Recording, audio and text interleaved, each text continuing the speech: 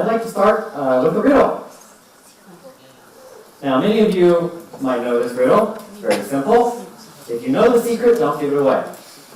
Connect all 9 dots with 4 straight lines without removing pen from paper. Now, obviously, our mind tends to go to the first choice, where we connect the 4 dots on the outside. That causes a problem. We have the dot in the middle. We can try something different. Maybe try to connect the middle dot. But then, again, we're left with no success. There's always 1 or 2 dots that seems to really get in the way, and that causes a bit of frustration. Sometimes in that bit of frustration, though, we get a sense that, well, what if I use more space available to me? What if I change the way that I see this puzzle, and I instead use all the space available? I'm given with new options and different possibilities. Now, this riddle can also be solved with only 3 lines. It also requires you to think about things a little differently.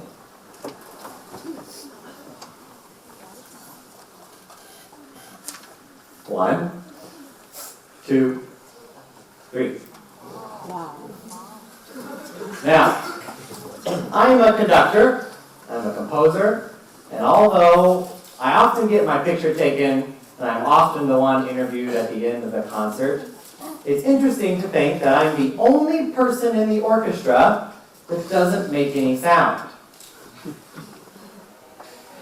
When you think about it, my job is not to look good or to have the best interviews. It's about how good I can inspire those around me. How I can inspire my musicians and my students to play their best. How they can take that box that they always think about and remove it and be given new choices. I'd like to ask a couple questions. Now, raise your hand if you consider yourself artistic.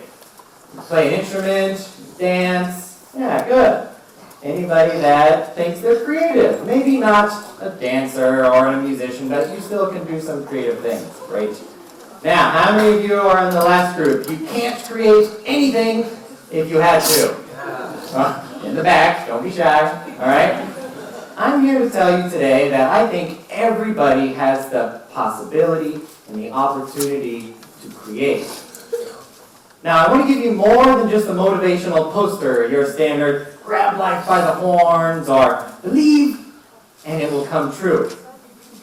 Sometimes we need that extra step from posting the motivational picture on our Facebook wall to actually doing something. And for me, that next step was a book I read about 10 years ago. It's called The Art of Possibility by Rosamund and Benjamin Zander. Now, I connected with this book for a really direct reason. It's that Benjamin Zander is also a conductor. He's also a musician. So the stories he would tell would directly relate to the things that I was working and trying to think through every day. And it really unlocked the way I viewed my life and the way I viewed my music. In the book, he has a concept. The concept is called It's All Invented. It's about how our brain takes only a snapshot of the world around us. We don't see everything because there's just not enough time. By taking that information, it creates a picture in our mind that's easy for us to understand. In the book, Zander says, we see a map of the world, not the world itself. The easiest way I can think to explain this is with a brick. Everybody knows, we all know the shape of a brick. Bricks are red, they're rectangular, they could be different colors. They usually have a white line that goes around them. And then there's usually more than one. But we don't need to look at every single brick in order to know that we are looking at a brick wall. It's something our brain does every single day. We don't even realize that we're doing something because our brain is only giving us a fraction of that information. We're seeing a map. A really great example of how our brain does this, and it really caught me by surprise, was my winter holiday this winter. I went to a little town in Iceland, and I saw that they do traffic lights differently than people usually do. Now, we all know what a traffic light is, and I want a little help from everybody. On the count of 3, I want you to tell me what green means. Here we go. Ready? 1, 2, 3. Go! Oh, excellent. You're a good group. Now, yellow. 1, 2, 3. Go faster. Okay. Oh, someone's going to get a ticket. All right. And the third one. 1, 2, 3. The worst one, right? You're in a hurry. You're going and you hit that red light. Like, oh, I just got to go home. I'm hungry. Or I just want to, I'm going to be late for my meeting. I'm going to be late for work. It's always the same no matter where you are. We get to that red light and we think, I'm wasting my time.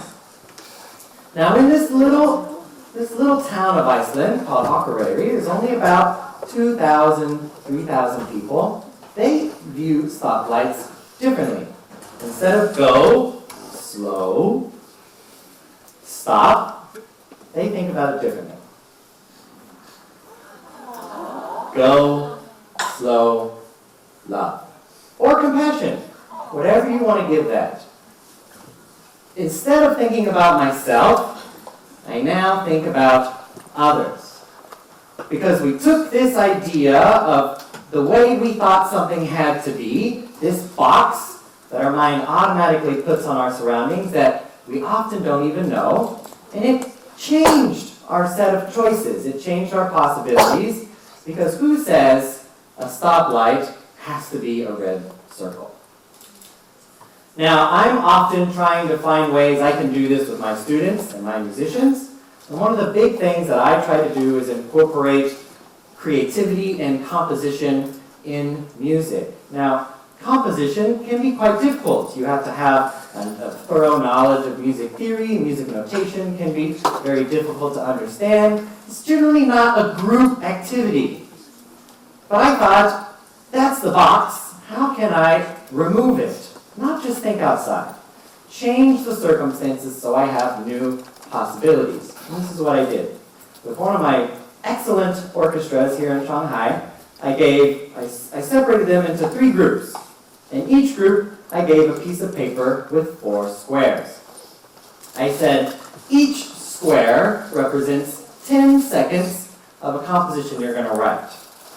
Now, I'm going to give you 4 words that represent each square.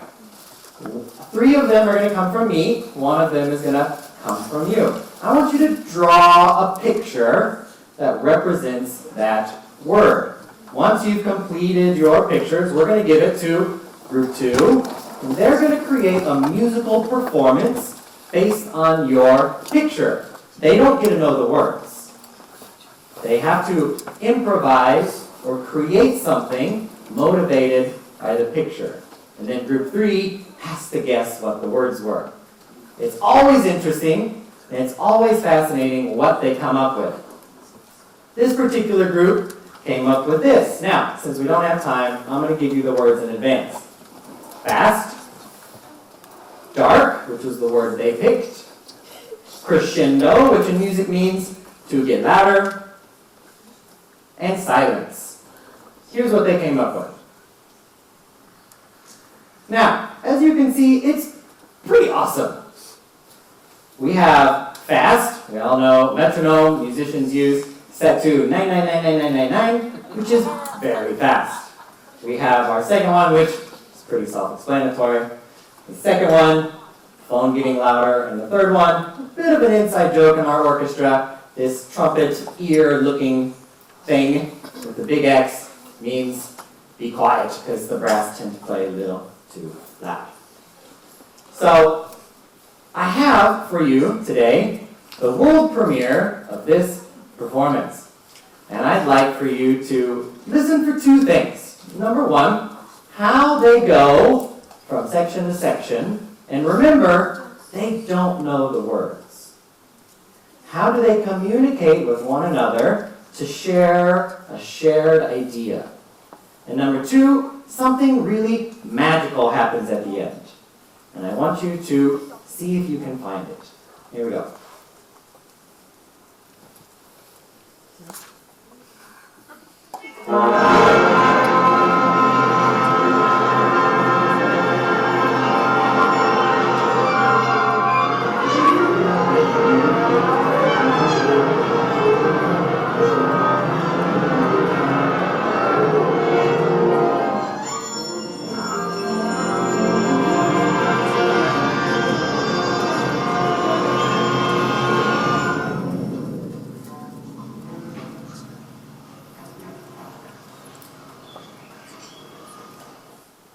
Did you hear it?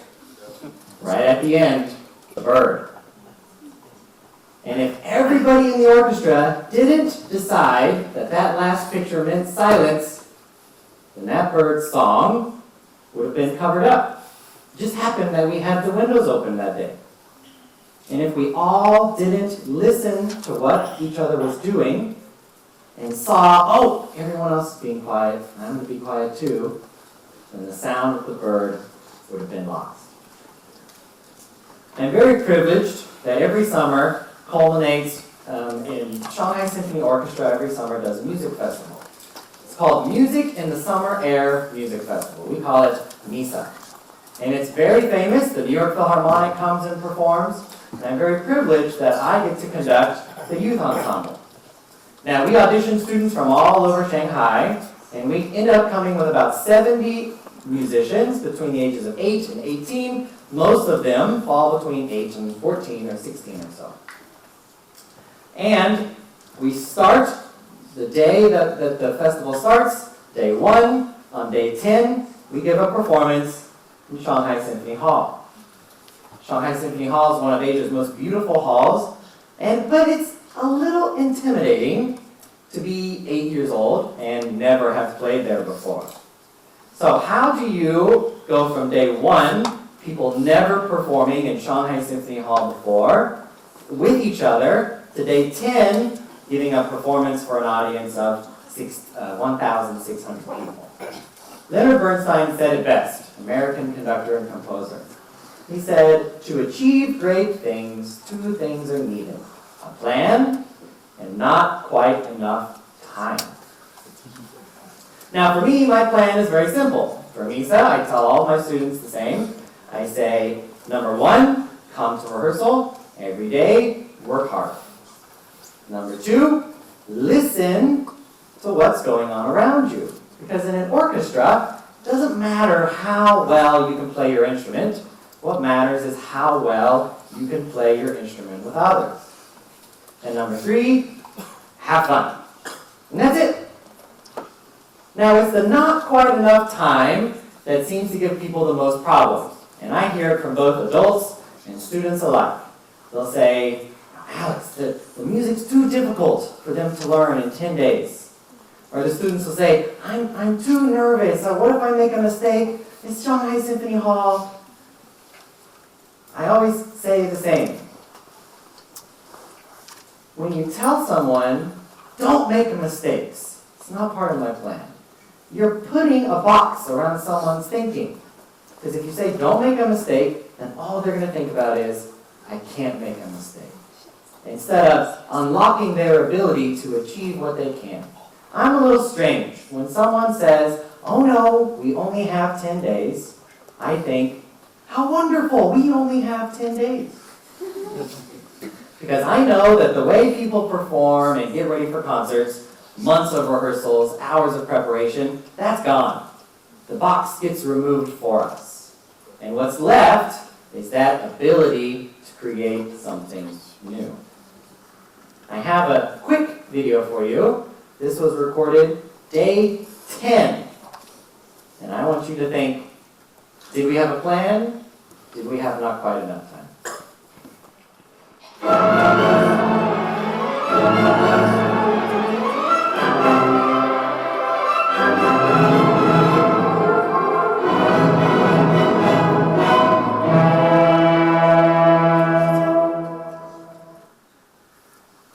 I can guarantee you, 10 days before that video, no one had ever played that piece before.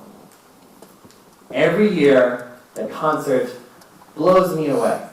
The energy that the performers give, the magic of the moment, and I firmly believe it's only because we had 10 days.